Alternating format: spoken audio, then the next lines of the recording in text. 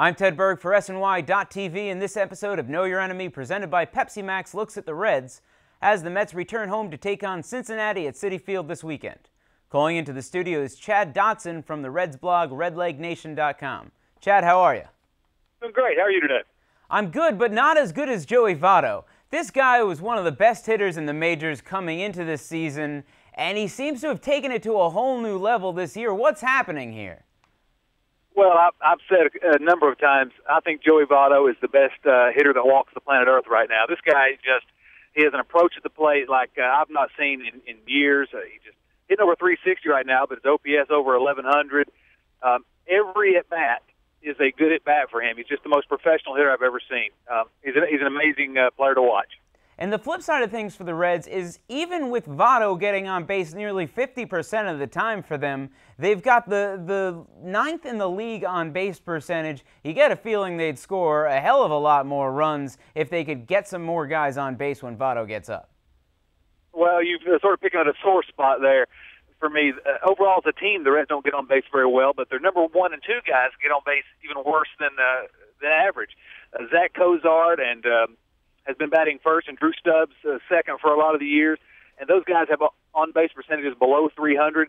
Heck, Dusty Baker even batted Wilson Valdez second the other night, and my head still hurts from that one. They've got to get some guys on base in front of Votto and Brandon Phillips and Jay Bruce if they want to score runs consistently like they have the last couple of years.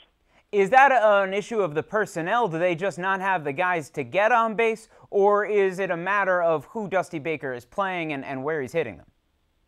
Well, it's a little from column A and a little from column B.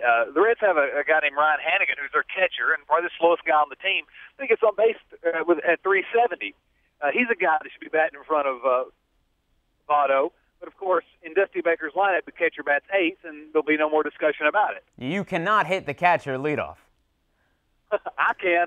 I'd at least bet him second so that he gets on base in front of Votto.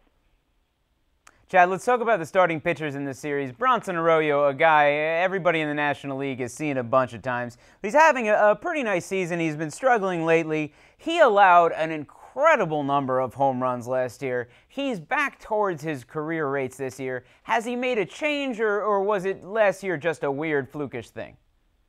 Well, it has been a bit of a resurgent year for for Arroyo this year.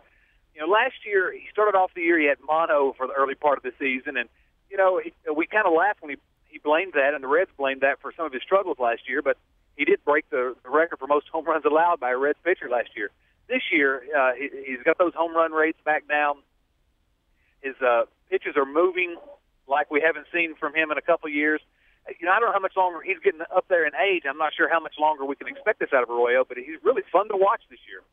Tomorrow's starter, Homer Bailey, was once an uber prospect. I think a guy a lot of Reds fans, probably a lot of fans around the league, had huge expectations for.